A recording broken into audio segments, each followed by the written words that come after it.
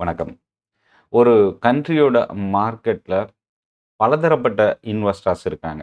Retail, domestic investors, FIs, foreign investors, promoter holding இந்த மாரி பலதரப்பட்ட கேட்டகரியில இன்வெஸ்ட்மென்ட் வந்து ஸ்டாக் மார்க்கெட்டுக்குள்ள வருது.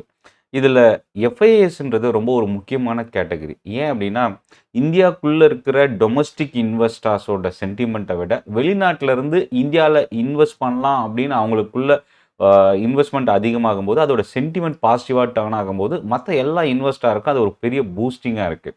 அது மட்டும் இல்லாம குளோபல் எக்கனாமிக் சென்டிமென்ட் பாசிட்டிவா இருக்கும்போது, எஃப்ஐஎஸ் ஓட இன்வெஸ்ட்மென்ட் வந்து அதிகமாகும். அது இந்தியா மட்டும் இல்ல, எல்லா கண்ட்ரீஸுமே. ஸோ, அப்ப என்னன்னா 2025 இந்தியாவுக்கு ஒரு மோசமான இயரா இருந்ததுன்னு சொல்லலாம். எஃப்ஐஎஸ் ஓட இன்வெஸ்ட்மென்ட் வச்சு பார்க்கும்போது. ஏன்னா, கிட்டத்தட்ட ஒரு ₹1,50,000 அளவுக்கு இந்தியன் மார்க்கெட்ல இருந்து இன்வெஸ்ட் பண்ணியிருக்கிற இன்வெஸ்ட்மென்ட்ட வெளியில எடுத்திருக்கிறாங்க. ஏசியால ஒரு வொர்ஸ்ட் பெர்ஃபார்மிங் மார்க்கெட்டா நம்ம இந்தியன் மார்க்கெட் டர்ன் ஆயிருக்கு.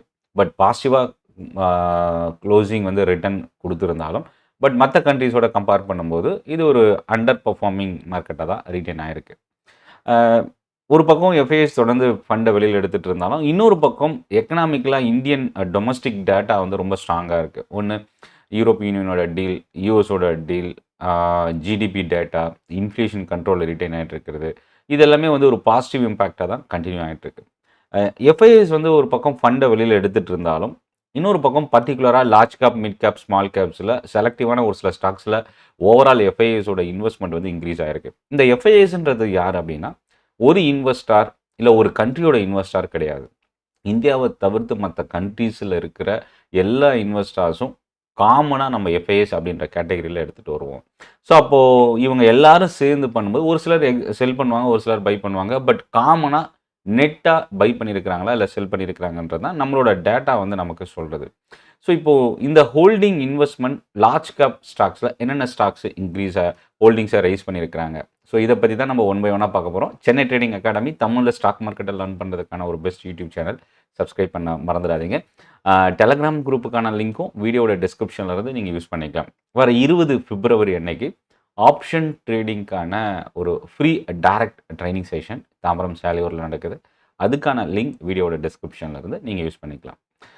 இப்போ லார்ஜ் கேப் அப்படின்னு பார்க்கும்போது, லார்ஜ் கேப்ல பாரதி ஏர்டெல்லோட ஹோல்டிங்ஸ் வந்து இன்கிரீஸ் பண்ணியிருக்கிறாங்க. அது ஒரு முக்கியமான ரீசன். 27.42% இருந்து 28.75% ரைஸ் பண்ணியிருக்கிறாங்க. டேட்டா சென்டருக்கான focus, telecom industry, data consumption தொடர்ந்து ரைஸ் ஆயிட்டு இருக்கிறது. 5G ரோல் அவுட் இது எல்லாமே வந்து டிஜிட்டல் இந்தியா.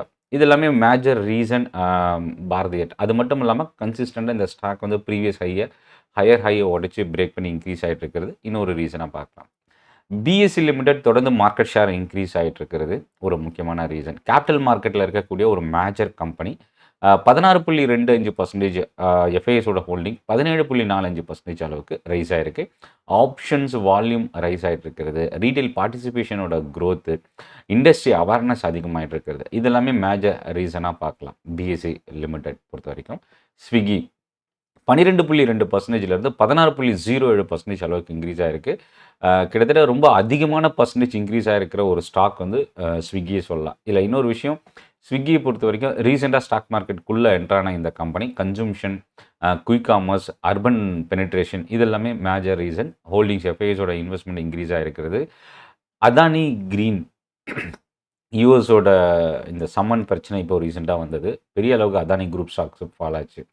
பட் எஃப்ஐஎஸோட ஹோல்டிங் பொறுத்தவரைக்கும் 11.29லேருந்து 11.42% அளவுக்கு இன்க்ரீஸ் ஆயிருக்கு. அடுத்து மிட் கேப்ல Aether industries, Torrent pharma, Kovai medical centre இந்த மாதிரி நிறைய stocks mid cap and small கேப்ஸ்ல இருக்கு. பட் ஆனா இது எல்லாமே ரிஸ்க் அதிகமான ஒரு கேட்டகரியில வர ஸ்டாக்ஸாவும் பார்க்கலாம். இப்போ இந்த ஸ்டாக்ஸ் வந்து இன்ஃபர்மேஷன் அண்ட் எஜுகேஷனல் பர்ப்பஸுக்கான ஒரு வீடியோ மட்டுமே. இதில எந்த ஒரு ஸ்டாக்கையும் நான் ரெக்கமெண்ட் பண்ணல. மேபி நீங்க இந்த ஸ்டாக்க நீங்க சூஸ் பண்ணணும் அப்படின்னா, உங்களோட ஸ்டாக் புரோக்கர், இன்வெஸ்ட்மென்ட் அட்வைசர் நீங்க வந்து ஃபாலோ பண்ணலாம். இந்த வீடியோல அ டெலகிராம் குரூப்புக்கான லிங்க் நீங்க டிஸ்கிரிப்ஷன்ல குடுத்துருக்கிறேன். அது மட்டும் இல்ல, இதுவரைக்கும் சென்னை ட்ரேடிங் அகாடமி நீங்க சப்ஸ்கிரைப் பண்ணலாம். சப்ஸ்கிரைப் பண்ணி வாட்ச் பண்ணுங்க. நன்றி, வணக்கம்.